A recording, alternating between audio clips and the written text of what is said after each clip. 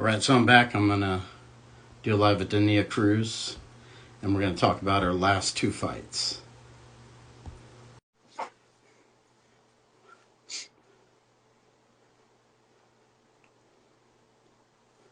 What's up, Cody?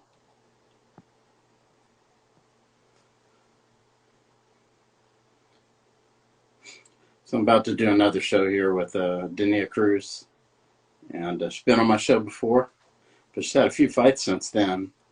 Um, been relatively busy, so we have some new fights to discuss.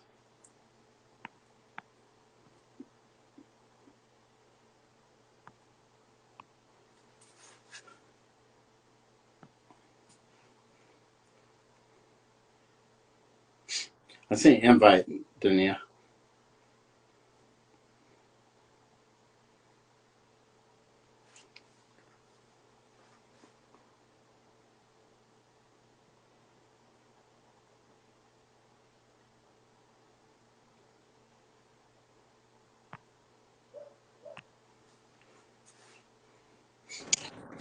Hi. Hey, what's up? Hey, what's up? Okay. It's good to see you again. I want to thank you for taking the time. And, I'll let you introduce yourself to people that are watching this for the first time or might see you for the first time. Okay. Well, I'm Dania Cruz. I'm a fighter. I'm an MMA fighter from Houston, Texas, and I am in the Atom 1 division. So I want to focus on the last two fights because Yeah. I felt like, both of them, you won one of them. The other one was, pretty close. Probably could have won Yeah. either way. So Yeah. let's start with that one first because Okay. both of them kind of had the theme of the takedown early, that one. The other one, you did several. Kind of take me through that fight with Alana Jack a little bit. So with Alana, it was going into that fight. It was more about it was everything overall. I had to stay in shape. I had to, but like how we talked about on the last live that we had. I used to be more about striking back then, but in MMA you have to be full rounded everywhere, and that was with that fight. It was me showing that I can take it to the ground and go from there, and then that was the plan with Alana because she wanted to strike with me. She was there. She was coming from a loss, I believe, so she wanted to bring it, and I knew she was gonna bring it. I was coming from a loss too, and we were both going to go at it. So, yeah, the point for that fight was to go to the ground and go from there. But things didn't go the way that they had to go. Um, she won by split decision, and I saw my mistakes. The first round, I took her down and I kept her on the ground the whole time, and then on the second round, it was more clinch work on the wall. Oh, hi, sorry, a neighbor of mine passed by.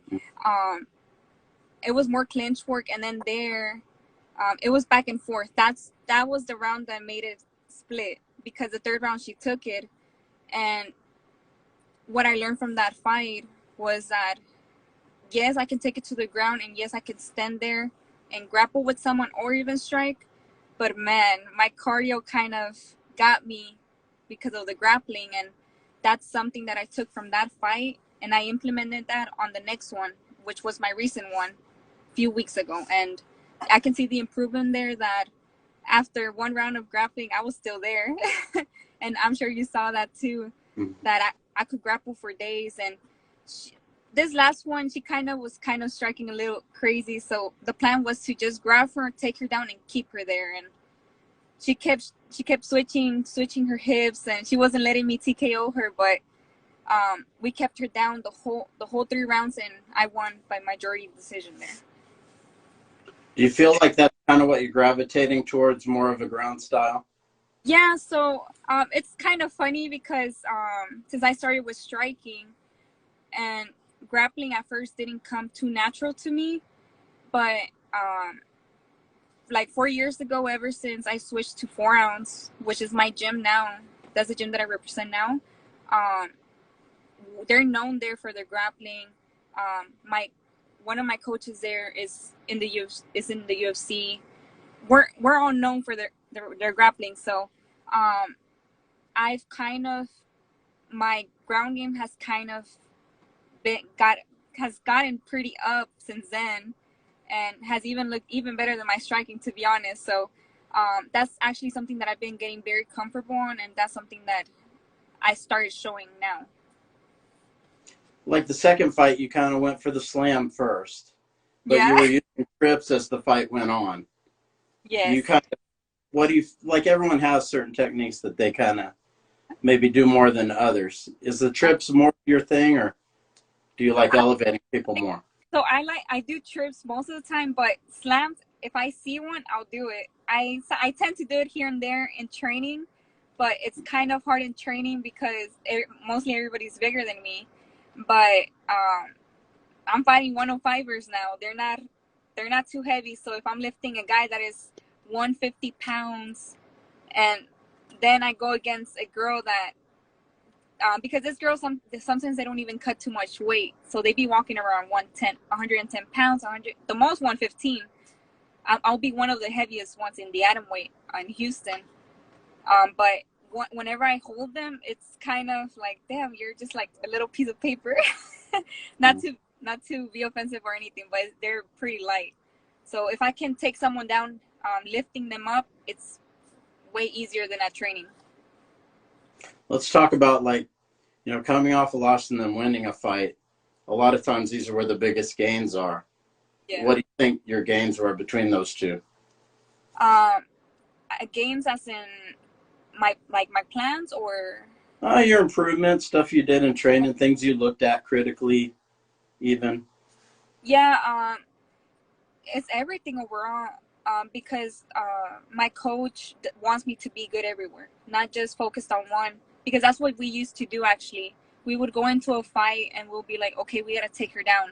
That's the plan. But we've kind of been switching more to, okay, if she wants to strike, we'll strike. But um, if we end up getting taken down, then we're ready to be taken down. We'll go from there, and just everywhere. But so we've been working on everything, not just something, well, not one thing specifically, and also my cardio. So if I with Alana, that situation won't happen again, and I won't be in any situation of me um, leaving it to the judges where it's a maybe split decision. No, I want to make it clear that I won, and that's what I want to do from now on. Yeah, it kind of looked like maybe you thought you had won the fight. Yeah, I thought I did, but looking back to it, it could have gone in whichever way, to be honest. So it's something that I just have to watch that fight over and over again and just learn from it. That's all I can do from now on. And I'm still at me, so I got a lot to learn still. So I won't make those mistakes once I turn professional. Now tell me about the Pelosi fight. After that, what are your thoughts of what happened? So after that fight, I kind of had to say to myself, damn, like, I used to be so insecure about grappling. My grappling was there. My coaches would always tell me, but wouldn't feel as confident reaching for a takedown or even keeping her on the ground. I'll kind of think to myself, no, I think she's a little better than me. But now on, I've been like, no, I'm the better one, and if I want to keep it on the ground, I'm keeping it to the ground. If she wants to get up, I'm taking her back down. Yeah, so you think when you were looking at things between the two fights, what did you yourself look at critically that you did? Critically, like I said, I got tired pretty quick, so I went back to training. I had to do a lot of grappling drills, a lot of conditioning for grappling, and that helped me a lot to not get tired from just doing that. And even in sparring, we've been doing things like I get put in the middle. I go as many rounds like I can freaking do, and I get someone fresh every time. So if I get full MMA rounds, and then apart from that, then I get switched to someone that wrestles, full on wrestling after the MMA rounds, so they could get my arms tired and my legs tired too. So after I'm done with the wrestler, I go back to striking, and that just conditions my body to be ready to strike right after grappling hard rounds. Mm-hmm. And that's been helping me a lot too. So you think that's what you did for cardio, or were you running more, or what Every else? no everything. I've been running way more than before. I thought because I thought I was running enough miles back then, but you can run so much. But whenever you're in the gym grappling, it's a whole different story. You can be off the MMA gym for a while, but run a few miles at the park or wherever you go run your miles. But it won't be the same thing. So you have to physically be there, getting tired at the gym, grappling, wrestling, getting takedowns, and redoing it over and over again until your body gets used to it. Your muscles get used to it. Yeah. Now, this last fight, now you've had this next fight. So what are you looking at that one in terms of critically? So I don't want to speak too much because I don't want to put stuff out there. She might watch this interview later, but I mean, she's a good opponent. It's an opponent that I kind of need right now to kind of prove myself on certain things now. Um, she's she can throw down pretty wild, and then I think she's been a wrestler for quite a while too. So she'll do both, and I'm willing to do both too. So it's a pretty good fight for me. And you're being really busy. So Yeah. what did you decide to take so many fights? Yeah, I felt because back then I used to take long breaks after each fight, and I'm the type of person that will kind of get too nervous whenever I'm off. I get the feeling of how I had on my debut, and I kind of didn't like that. So being more consistent with it and being there at the cage more constantly actually helped me a lot with those nerves, and I actually don't get those anymore. It's kind of like, okay, I'm here, I got beat up in training, whatever, let's go. You won't do anything to me. And that kind of helped me a lot mentally. That's what I But is did it. where your coaches are wanting you to fight X amount of times, or What's that? is it something where your coaches are wanting you to fight like X amount of times, or is it just kind of happening this way? It's just kind of happening this way. We don't have a certain amount of fights. We didn't put a goal for this year. We just said, once you're done with a fight and you're healthy and you're good to go, we're gonna go back to the gym. And then after that, we get right. If we find someone for you, we'll find someone for you, and then we'll just get back in there. And so, and yeah, that's the plan for this one. If everything comes out good and I come out healthy, I'll probably be fighting soon again after that, whatever opportunity I can get, and just go from there until, because I don't really, I'm not the type of person that gets burned out, and I'll just keep going. So yeah, Now, we don't. what's it for your next fight? What's that? What's the date for your next fight? So for this one, it'll be 2 weeks. We're 2 weeks out. It's on the 9/11 on a Sunday. And it's the same promotion. Yes. This one will be for Fury Fighting in Houston, Texas. And how many amateur fights do you think you want to have? Um, Honestly, I'll leave that up to the coach, but my coach. But we'll see how this one goes, and we'll see how I finish this end of the year. I'll say. Yeah. Because it's interesting to kind of talk about development and kind of what your coach is thinking, where your head is at as far as, because there's development between each one along the way. And Yes. some people want to do more amateur fights, some choose to turn pro Yeah. sooner. So it's kind of interesting to see where you're at on. There must be a lot of, is it that there's a lot of fights in Houston for that format, or? It's not that because at atom weight, it's kind of hard here and there. But since I started the year off bad, I'm kind of redeeming myself and proving that I belong in there and that I deserve to go professional soon. So that's what it's about.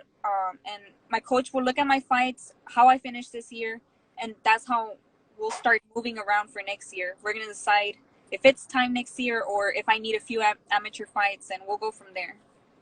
So it's just And how. what, you're fighting at 105, or? Yes. So with Alana it was at 110, but then I started dropping to 105. Yeah, I mean, there are some fights at Atom, but they're more like you were saying, pro ones. Yes. At pro it'll be easy to find someone at the atom weight, but in Houston is we're limited on it. Yeah, it seems to be a popular weight for fighting. Actually, for professionals, there's a lot of atom weights that are. It's a lot of small girls. Yeah. Who are some of them that you look at in the pro ranks? That I look up to. Other atom weights that you're watching or that you're interested in? Angela Lee, Mhm. I love how she fights. Stamp too. We talked about her too. Her striking is, I love her striking, and with Angela, her grappling too. I watch their fights a lot, so I watch them and kind of take notes and try here and there to do stuff like that in training, but I'm not them. So I can kind of do it, but not perfect like them. Yeah, I mean I lived on Oahu a long time. That whole family's kind of like a Yes. family. So Um, they, you Even know, the sister, she looks like innocent, but she's scary. Not yeah, the well, parents have been training them for a long time, so they're they hard. got like a good foundation. Yeah. Exactly, exactly. Whenever you have that good foundation like that, from the very beginning, you'll go far. If you want to go far with it. What did you think of Angela's fight with Stamp? What's that? What did you think of Angela's fight with Stamp? Oh man. um, I think around the time that we did the interview, we kind of talked about it because I think they were about to fight, and I said Angela, and you know, I Stamp is good, and she has shown that her grappling is good too. But man, Angela is it's a whole different level. Yeah, I didn't feel like her tie clinch would be a problem for Angela, really. Yeah, Angela's used to grappling. Yeah. She's used to everything from. So that wasn't something that was going to be a big problem there. Um, Maybe if like Stamp striking wise, she was getting her, but Angela was staying there. She was determined to win. So yeah, that was a good fight. Now I went to Nunez Pena in Dallas. What did you think of that? Uh I I kind of knew Amanda was gonna win. It's I mean, she said something about how she wasn't fully there on the last fight with her, and sometimes people say that after a fight, but I won't say it's excuses or anything, because you never know what happens with a fighter going to a fight, because that happens to all of us. We all go through stuff, and I think she got sick. I don't know what happened with her, but I heard that she was going through something, and that affected her a lot for that fight, and that's why she felt like she wasn't there. Um, and Juliana took it, but man, for this last one, she took it. She went in there. She was straight dog. Yeah, the response of the crowd, especially for the Hispanic fighters, was really big. Oh yeah, I bet. I bet. It's so Like, crazy. and then that fight, they were going really wild. The whole, Yeah. the crowd was really into that fight. It's pretty. Yes. Being there was pretty amazing to see how I was much. watching it on I was watching it on the TV, but then you could hear the crowd there, and it was packed. Everybody wanted to watch that fight. Yeah, Pena was kind of trying to survive in there, and trying to submit her. Yeah. It was a whole different story for this one. Yeah, yeah. I thought it was incredibly interesting that she kind of came out in a different way, kind of what we were talking about, making adjustments and looking at what you did wrong. No, yeah. She Amanda made a lot of adjustments, and she laid out everything. She showed Juliana's mistakes, because Juliana would just go in there, throw down, go straight to Amanda, and Amanda kind of would just take the punches on the first one, but on this one she'll keep her straight punches, and she'll drop she'll drop Juliana all the time with her punches, because she was just throwing crazy, and that was something that you can tell that she took from the other fight, and they're probably the coaches told her, hey, like, she's doing this, you have to throw your punches like that, and she'll drop because she'll leave it open. She was just going forward like a zombie, I guess. Yeah. Yeah, fighting left-handed when you're right-handed is interesting. Like I trained with a guy, Kid Yamamoto, who used to do that, you know, and he was probably one of the best guys in the world at that because people seeing a hard punch come from a lead right hand, it's hard to Yeah. see. He used to hurt a lot of guys with that punch. You know, he rarely knocked people out with his left hand, even though he was fighting southpaw. It was Yeah. always his right, like lead right hook or kind of jumping straight punch.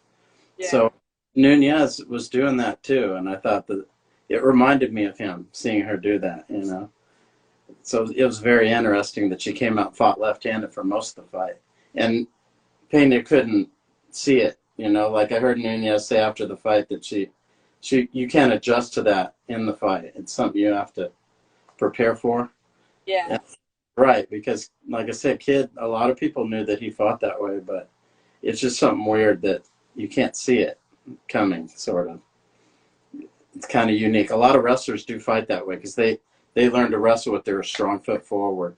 So they Yeah. just fight in MMA, but really they're right-handed or It's left-handed. weird, but it's it's wrestlers. Yeah. He's saying, would you rather fight a southpaw or a right-hander?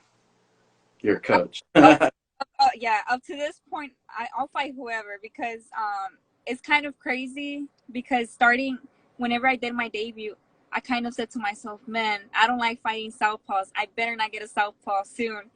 And next thing you know, my first few fights, they were all southpaw.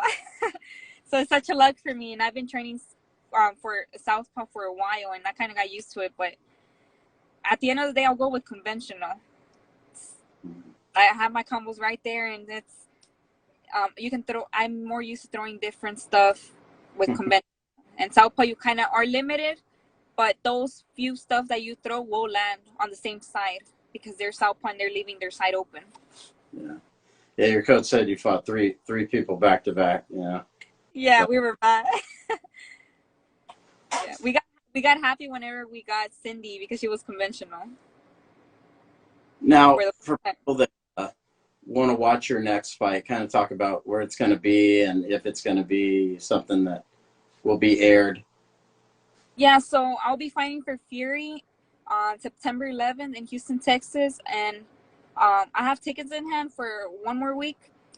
It'll be at the Bayou City Event Center, but if you can make it, then Fury Fury FC will have on Facebook Live, and you can watch my fight there.